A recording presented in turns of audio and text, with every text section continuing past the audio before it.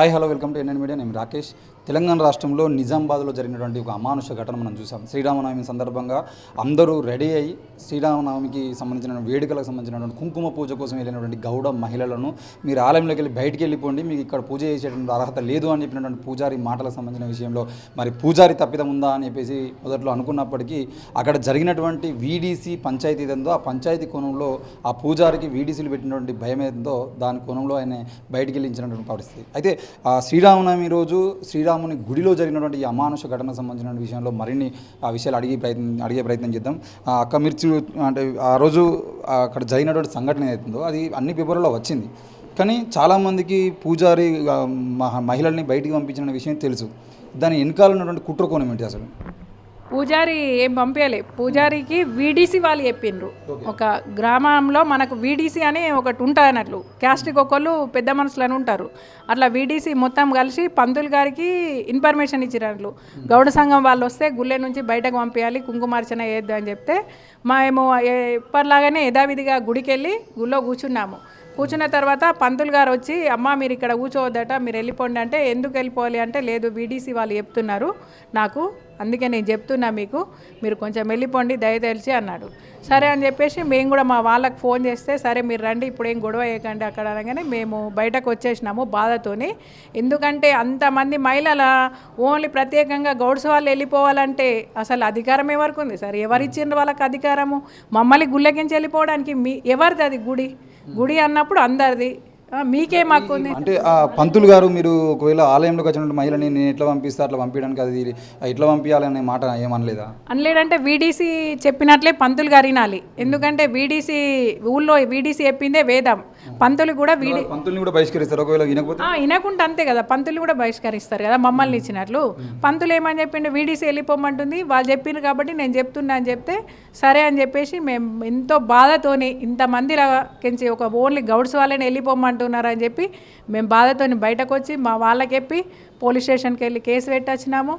మరి ఎందుకు వాళ్ళకి ఇంత రాజ్యాంగం ఇచ్చిండ్రో అర్థం కాదు.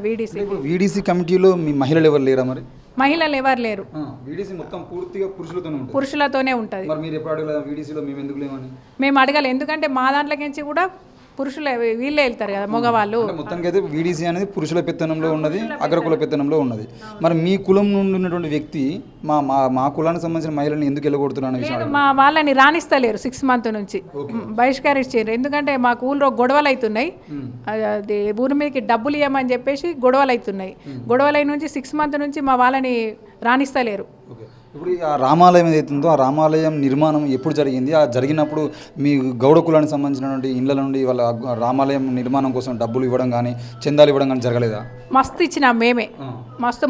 అప్పుడు మా వాళ్ళే సర్పంచ్గా ఉండే మా మామయ్య, అప్పుడు సర్పంచ్గా వేసాడు కాబట్టి అప్పుడు గుడి కోసం మస్తు తిరిగిండు, మస్తు డబ్బులు ఇచ్చారు. మేము కూడా అందరం ఇచ్చినాము, గుడికి డబ్బులు ఇవ్వలేరని ఏం లేదు, అందరం డబ్బులు ఇచ్చినాము. ఈ సంవత్సరం అంట మేము డబ్బులు ఇవ్వలేమని చెప్పేసి ఊళ్ళో అంతా సృష్టించుకున్నారు. అదేదో మరి మాకు చెప్పాలి కదా ముందు, మీ గౌడ సంఘం వాళ్ళు డబ్బులు ఇవ్వాలి అంటే మేము కూడా ఎందుకు డబ్బులు ఇవ్వాలి? ఎప్పుడు ఇవ్వలేం కదా, ప్రతి ఇయర్ వెళ్ళినట్లే గుడికి కుంకుమార్చనకి వెళ్ళినాం కదా. ఇప్పుడు ఏమని చెప్తారు, తోటి మహిళలు కుంకుమార్చనకు వాళ్ళు డబ్బులు ఇవ్వలేరు, వాళ్ళని ఎలా పంపించేసినామంటే కుంకుమార్చనకు ఏ సంవత్సరం తీసుకుంది, ఈ సంవత్సరమే డబ్బులు ఎందుకు అడిగినరు? మళ్ళీ మాకు అది చెప్పాలి కదా ఇన్ఫర్మేషన్. మరి మేము పోయి కూర్చున్న తర్వాత అప్పుడు కూడా చెప్పేది ఉండే మీరు డబ్బులు ఇవ్వలేరు అని. మేము బయటకు వచ్చిన తర్వాత, మేము కేసు పెట్టిన తర్వాత నెక్స్ట్ డే ఎందుకు చెప్పాలి? అదే రోజు చెప్పాలి కదా. ఆ రోజు ఎవరు చెప్పలేరు. నెక్స్ట్ డే పోలీస్ స్టేషన్కి వెళ్ళి పోలీస్ స్టేషన్లో చెప్తున్నారు వాళ్ళు డబ్బులు ఇవ్వలేరు, మేము డబ్బులు ఇచ్చినాం, మీరెన్ని కూడా పెట్టినరు, మరి మేమెన్ని కూడా పెట్టాలి చెప్పాలి కదా మాకు. మమ్మల్ని ఊరి మీకు డబ్బులు ఇవ్వమని చెప్పేసి మమ్మల్ని కళ్ళు తాగడం లేదు ఎవరు ఊళ్ళో. వేరే ఊరు వాళ్ళు వచ్చి తాగుతున్నారని ఊరు వాళ్ళు మాత్రం ఎవరు తాగుతలే. పరాయి ఆడవాళ్ళు వెళ్ళిపోతే ఇంకా వేరే ఆడవాళ్ళు ఒక్కరు కూడా సపోర్ట్ రాలేరు. ఇవాళ గుళ్ళెకించి వెళ్ళగొట్టడు ఎందుకు, ఇలా వెళ్ళగొట్టే అధికారం మనకి ఏముంది అని కూడా ఎవ్వరు కూడా మాకు సపోర్ట్ రాలేరు.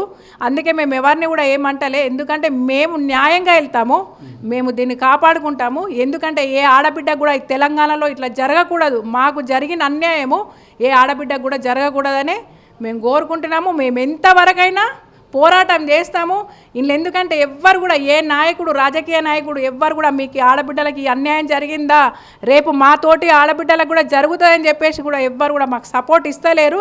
కానీ మేము న్యాయంగానే పోరాడతాము, ఎంత దూరమైనా వెళ్తాము.